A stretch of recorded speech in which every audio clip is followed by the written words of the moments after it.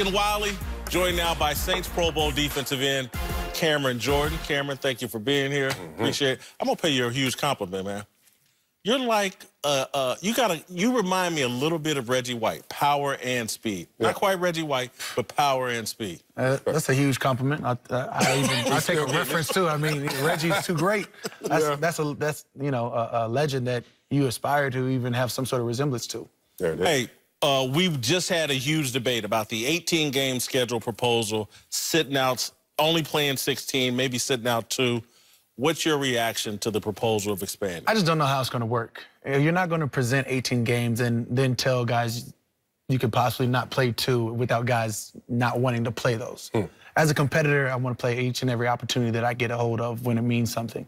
You know, if you say you're adding on 2 extra preseason games, that's not going to affect us because there's already a situation where, you know, guys are in and out of rotation for that. But regular season, when it matters towards legacy, where it matters towards stats compilation, you're going to tell me that a guy like, you know, let's call him Calais Campbell, who has 16 opportunities, now you're going to put in somebody else. It's not going to happen. As a competitor, you're going to want every opportunity you get on the field. If you tell me I'm sitting out 2 games, I'm looking at you and telling you you're a lie. Marcellus, that sounds like your point in terms of you'd rather just play 18, all 18. Yes.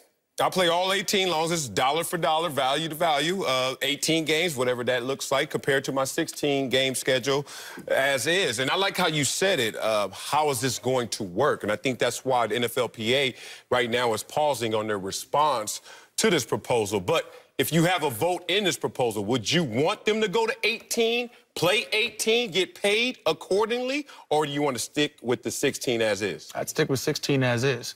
I mean, in terms of comparing stats to stats, putting legends to legends, putting, you know, good starters versus good starters, regular starters versus regular starters, rotation players versus rotation players. It's not even that. It's not about money. It's about about stat-wise. How do you compare other season stats? Now you got Drew going for almost 6,000 yards versus 5,000 yards. Or Ben Roethlisberger throwing for 5,500 yards. You don't want more money? 4,500. Yeah, but this is different. This is 1 year 16 deal. You already got this signed. Right. It's now 1 year 18, just like this for the signature. You went $2 more million, and that, for guys who make 20, 30 million. After taxes, we're talking about 1.1, which is again a game changer. But if you're already making 16, you have enough money. We've met the pro athlete who has enough money. You're good. If the NFL doesn't grow any more revenue, you're good. I was satisfied last contract. I'm here for legacy. This second generation, though. This second generation. Yeah, your dad was an NFL player. Respect. Marcellus came from Compton.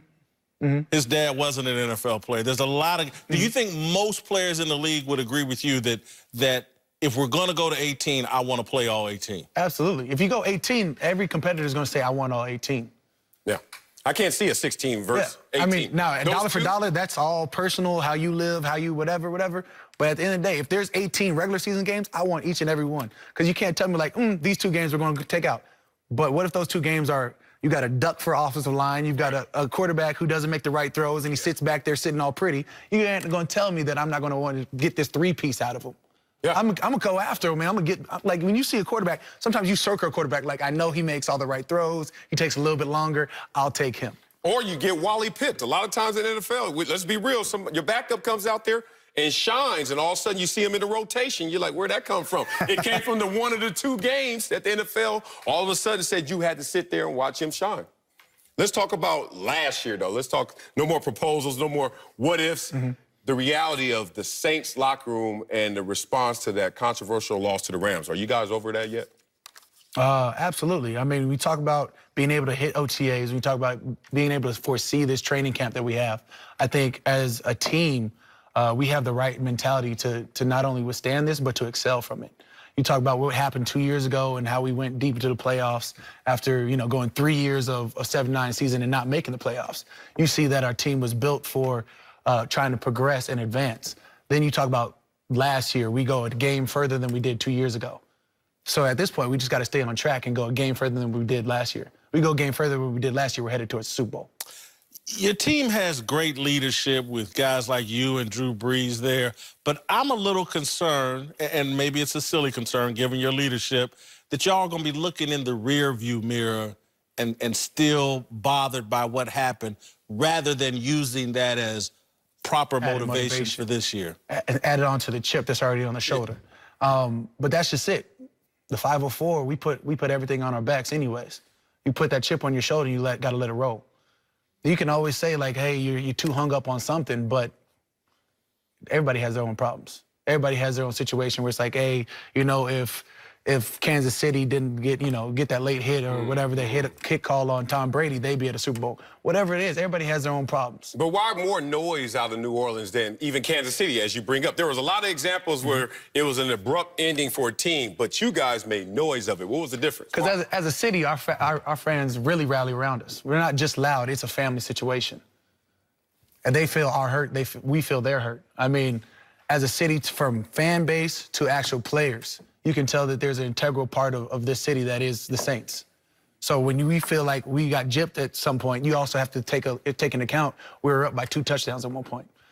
You look at what we've done, we've got to continue putting on points. We got to continue making defensive stops. We didn't do enough, we lost that game, and we have to look forward to this season to rectify mistakes.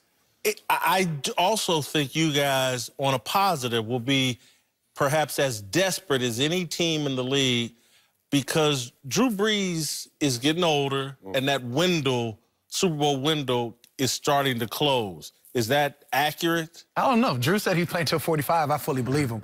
I see Tom Brady win a Super Bowl at 41. I feel like we've still got an adequate enough window.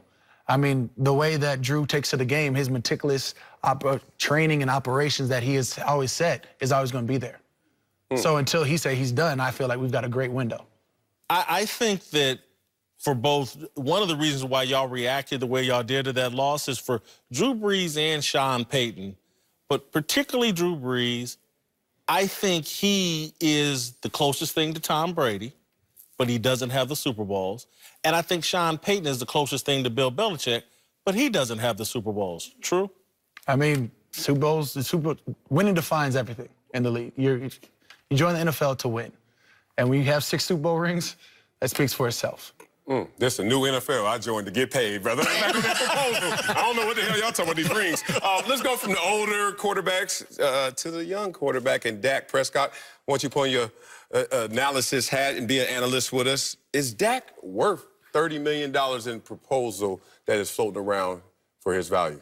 I mean, at some point, there was quarterbacks making $19 million that, you know, shouldn't have been starters, but were starters, or $18 million that should, you know, we're going into backup roles.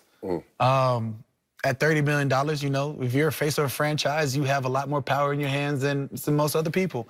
You see guys command 35, and you go into the playoffs just like they do.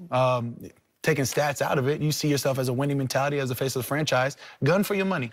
Now, you played against him last year. This is a chance for you to go out there and be a pseudo agent for him right now. Same time they beat y'all, so let's talk about. Whole 10 points on board, right? Let me ask you. Let me ask this. My contention for Dak, and let's take Dak out of it. When you walk into a modern NFL locker room and they're paying you $30 or $35 million a year, doesn't that change the way your teammates look at you and the expectations they have for you? At this point, it's the going price of a quarterback. I mean, you look at a quarterback and you're like, oh, okay, so the mid-tier quarterbacks are making 20-something, you know, whatever. Say you're giving a hometown discount like Tom Brady or Drew does, and, you know, you're in that 20 situation, but everybody knows you're elite. I can't even speak on quarterback money. It's just different. Can I ask a different conversation about value? Because I've been there before where you got overpaid. And everyone, it's funny when you got your money. Oh, look at all that money. Ooh, smell new money in that room. But as soon as you throw that one errant throw, that pick, all of a sudden it comes back to haunt you. No doubt. And now it's the age of social media, so it's an avalanche that comes at you, i.e. Blake Bortles. So, but, yeah. I mean, when you talk about everything that a quarterback does, I mean, he led him to a winning season, whether you want to argue about that or not. I mean, he went to the playoffs and actually won a game there, so argue about that or not. You can always argue that his defense that stalwart defense was amazing last year. And can you repeat that? That's up to Dallas and their Cowboys to figure that out. Cameron, I was told that you were one of these people that think this is fake hair. I'm looking at it, and it's looking like a real Puerto Rican grain, and I don't think there's any Puerto Rican in you, big fella. You made a good decision not commenting, because I would say something about your hair. But, oh, y'all. Hey, this is all natural. In fact, I'll lend you some later. Not to ride. All right, coming up. Good. Anthony Davis says the new look Lakers have a championship roster. We'll tell you what we think next.